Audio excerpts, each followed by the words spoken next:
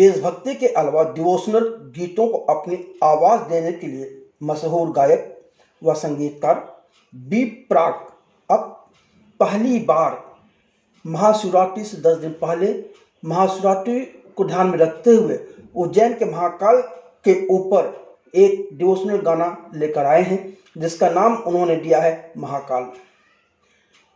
इस गाने का उन्होंने म्यूजिक वीडियो के भी बनाया है और इस म्यूजिक वीडियो को उन्होंने अंधेरी मुंबई में लॉन्च किया और उसके बाद बी प्राक ने मीडिया के सामने इस एल्बम के संदर्भ में तमाम बातें उजागर की। महाशिवरात्रि भी है, तो क्या हम ऐसा माने कि महाशिवरात्रि कुंभ का मेला चल ही रहा है, इन सारी चीज़ों को ध्यान में रखकर आप ये वो समय था जब आप चाहते हैं कि अब वो गाना आना चाहिए महाकाल? देखो, मैंने पूरी कोशिश करी थी, हमारी पूरी टीम ने। मैं आपको बताऊं कि 4-5 महीने से तो सिर्फ और सिर्फ इसकी 2 महीने हमें इसको एडिट करने में लगी और 3 से 4 महीने हमें इसको VFX सारा जो हुआ है इसका वो करने में लगे, क्योंकि आपने देखा होगा सारा स्क्रीन और VFX करने में ही इतना टाइम लगता है। तभी अगर कोई फिल्म जो बनती है VFX उस पर होता है तो वो फिल्म कितने टाइम लगता है कि रिलीज होने में। और हमने पूरी कोशिश करी थी कि हम महाकुंभ के ही पहले उस टाइम कर देते, बट शिवरात्रि से अब 10 दिन रह गए हैं, 10 दिन से भी कम रह गए और मेरे को लगता है भगवान शिव की बड़ी कृपा है, हम सब पर कृपा, रिकॉर्ड्स पर बड़ी कृपा है कि आज फाइनली हम वीडियो देख पा रहे हैं। और बहुत मेहनत करी है पूरी टीम ने, डायरेक्टर ने, रंजू ने एंड कादम्बरी जो उनकी वाइफ है उन्होंने भी, और एडले ने जो सारा एडिट करा है video and VFX everything. So our full team, Sahil, everyone has worked a lot on this video on Kripa Records. So ये महाकाल आपने मेरे को पता नहीं कितनों ने महाकाल की भस्म आरती अटेंड करी होगी। अगर नहीं करी है तो मैं आपको बोलूँगा कि एक बार करके आना ज़रूर, क्योंकि वहाँ पर जो आप उस चीज़ को फील करते हो वो ही फील हमें बनाते हुए हुआ था।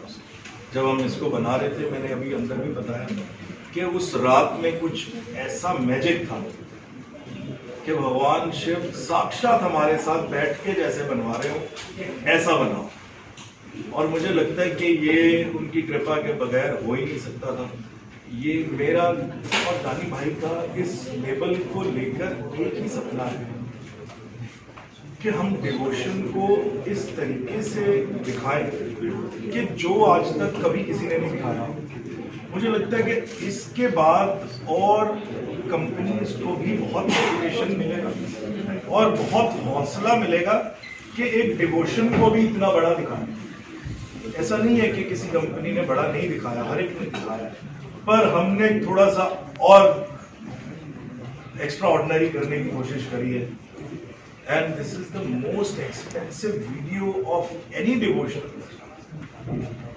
और हमने इस चीज़ के बारे में सोचा ही और यूनिवर्सल ने भी हमारा इतना साथ दिया और कोई ने उन्होंने कहा भी आप करो बस, क्योंकि उनको भी एक विजन इसमें ऐसा दिखा, इस भजन में ऐसा विजन दिखा कि आप देखो टीजर ने इतना ज़्यादा बड़ा रिस्पांस दिया हमें, उन लोगों ने इतना पसंद करा टीजर को और एक चीज़ टीजर की। और मुझे लगता है कि आज 6 बजे, अब तो थोड़ा सा ही टाइम रह गया वीडियो रिलीज होने में, सबको दिखेगा जब वीडियो। तो लोग, मैं जस्ट वेट कर रहा हूँ कि लोगों के मैसेजेस आए, कमेंट्स आए मुझे, क्योंकि हमने बहुत मेहनत करी है इसके ऊपर। और मैं यही चाहूँगा कि आप सभी, मतलब कि आप चाहे मीडिया से हैं चाहे, पर आप इसको जाके ना ज़रूर सुनना, देखना भी ज़रूर।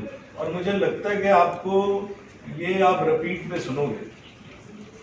और आगे जो भजन आने वाले हैं हमारे, वो कृपा रिकॉर्ड से बहुत सारे प्रोजेक्ट्स हमने बनाए हैं और जो जो आएगा वो आपके दिल को छू के जाएगा। हमारी पूरी टीम ने महाकाल पर बहुत ही मेहनत करी है। जानी भाई ने ऐसा लिखा है, और पहली बारी उन्होंने कोई भजन लिखा है, वो भी मैंने मतलब कि उनको पंप कर करके लिखवाया कि भाई आप लिख सकते हो। और आइए राम जी पहला उन्होंने भजन लिखा, फिर उसके बाद दिलजीत का आया था, फिर शिवा, वो देन मेरे को लगता है कि जो महाकाल उन्होंने लिखा है वो कुछ अलग ही कर गए हैं। और मीर भाई ने ऐसा म्यूजिक अरेंज करा है, बनी ने ऐसा म्यूजिक अरेंज करा है इसमें। तो हमारी पूरी टीम की बहुत बड़ी मेहनत है इसको बनाने के लिए, इस पूरी कंपनी को बनाने के लिए। I am very thankful to everyone universal कि हम कृपा रिकॉर्ड्स को, जो मेरा सपना है कि इस दुनिया की सबसे बड़ी डिवोशनल कंपनी बनाना चाहिए, बस ये इतना सा सपना हो। मेरे को लगता है कि ये ठाकुर जी पूरा करवा के ही रहेंगे, और ये मेरा सपना है, मैंने देखा है, बहुत साफ नीयत से देखा है। तो आप अगर किसी साफ नीयत से भगवान के चरणों में एक सपना सोचते हो तो वो पूरा हो ही रहता है। तो कृपा रिकॉर्ड्स को लेकर मेरा यही है कि वर्ल्ड की सबसे बड़ी डिवोशनल कंपनी। राग साहब, आपका करियर अगर देखें अब तक, अगर मैं इसे कम शब्दों में डिफाइन करूं, आपकी आवाज़ में मिट्टी की खुशबू है, और अब इस गाने के बाद भक्ति, क्या ये सही विश्लेषण होगा? बिल्कुल, मिट्टी हमारी, देखो भारत, मैंने सबसे, मेरे को लगता है कि मेरे को मैं इंडिया का ब्रांड एम्बेसडर ही हूँ, क्योंकि मैंने जितने देश के ऊपर गाने गाए मेरे को लगता है अभी तक किसी ने गाए नहीं। और आई एम वेरी ब्लेस्ड कि मुझे अपने देश के लिए गाना गाने के लिए चुना जाता है। कंपोजर्स मुझे भेजते हैं। अब देखो तेरी मिट्टी के बाद स्काई फोर्स में माए गाने ने बहुत लोगों को दिल छुए हैं, और अक्षय बाजी ने मुझे दोबारा से, हम एक साथ आए हैं माए गाने के साथ, और तिरंगा गाना आया था उससे पहले। तो मुझे लगता है कि डिवोशनल और देश की जहाँ जहाँ बात आएगी वहाँ पर मुझे लगता है कि आने वाले टाइम में देश की जहाँ बात आती है और पेट्रियोटिक सॉन्ग की जहाँ बात आती है वहाँ मेरा नाम तो आ ही जाता है। पर मुझे लगता है कि जब अब डिवोशनल की भी बात आएगी तो कहीं ना कहीं मेरा नाम आना स्टार्ट हो जाएगा। तो इससे ज़्यादा सौभाग्य है। जैसे आपने कहा कि आपका ये जो सॉन्ग है शाम 6 बजे आउट हो जाएगा जी, एंड अभी अक्षय कुमार जी का भी एक सॉन्ग है महाकाल चलो, जो मैंने ड्रॉप हो रहा है। आपका अक्षय सर का तो काफी बार कोलैब हो चुका है, क्या कहना चाहिए उस बारे में? मैंने वो कल रिलीज हो रहा है, आज हमारा रिलीज हो रहा है, तो मेरे को लगता है कि थोड़ा कॉम्पिटिशन। पर देखो महाकाल पर भजन आ रहा है, बाजी का भी महाकाल पर ही भजन आ रहा है हमारा। तो मैं चाहता हूँ कि दोनों के भजन मतलब कि इस दुनिया में कमाल है। राग साहब, आपके वीडियो में एक इंटरेस्टिंग चीज़ जो है, आपने जैसे कहा कि ये शिवा के रुद्र रूप का है जी, और उसमें हम देखते हैं कि जो शिव जी बने हुए हैं उनकी आंखों से आंसू आ रहे हैं। तो क्या ये भक्ति है या कुछ इसके पीछे एक और स्टोरी टेलिंग कुछ है जो अब तक हमने देखी नहीं? आपने जब देखा होगा उसमें गाता हूँ मैं, शिव की पूजा करियो रे, मृत्यु से न डरियो रे, शिव का जो वरदान मिले ब्रह्मा विष्णु शाम। तो एक जो नीचे वो साधु खड़े हैं, उनका वो भाव था भगवान को देखकर। मैं एक बहुत अच्छी आपको एक बात बताता हूँ कि आप भगवान को जिस रूप में देखना चाहेंगे भगवान आपको उसी रूप में देखेंगे। आप उनको जिस भाव से देखोगे वो आपके साथ उस भाव में हो जाएंगे।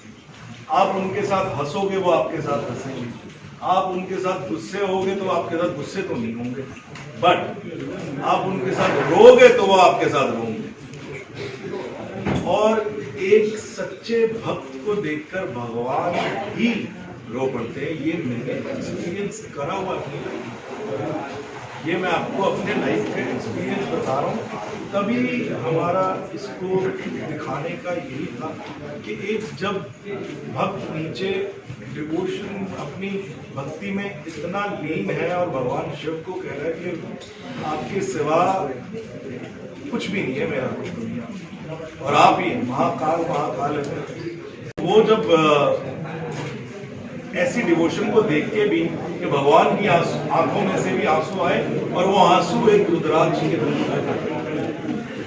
सर एक और सवाल होगा, अभी रिसेंट एक कंट्रोवर्सी चल रही है इंडिया गॉट रेटेड को लेके। रणवीर अलाहाबादिया ने आपको ऑफर किया था पॉडकास्ट का, आपने रिजेक्ट कर दिया था, क्या कहना चाहिए? देखो ऑफर ऐसे है कि मैं अभी आज हम महाकाल की बात कर रहे हैं, पर मैं आपको एक बता देता हूँ कि हमारी बहुत देर से 6-7 महीने से उनकी टीम से बात चल रही थी। कभी उनका वो बिजी थे, कभी हम बिजी थे, है ना। तो अभी जो ये मेरा पर्सनल थॉट था कि हमें कैंसिल करना, क्योंकि देखो आप भी जानते हैं कि वो बात तो गलत है, ठीक है ना, जो भी उन्होंने बोली। बट अब इस चीज़ को और ज़्यादा मैं बोलूँगा कि ड्रैग ना करा जाए, और अगर कोई दिल से माफ़ी मांगता है और सच्चे मन से माफ़ी मांगता है तो इस चीज़ को छोड़ देना चाहिए। और इसमें देखो बात गलत तो 100% वो ये पूरी दुनिया जाने, है ना। ये मेरा थॉट था कि उसको कैंसिल करा जाए। तो इसमें मेरा एक पर्सनल यूज है कि किसी ने मेरे को फोर्स करा या कुछ नहीं, है ना। और बहुत सहजता से, बहुत सरलता से हमने एक ही बात बोली कि अच्छा कंटेंट दिखाना बड़ा जरूरी है, और अच्छा कंटेंट हम बनाएंगे, दिखाएंगे, आपके बच्चे उससे सीखेंगे।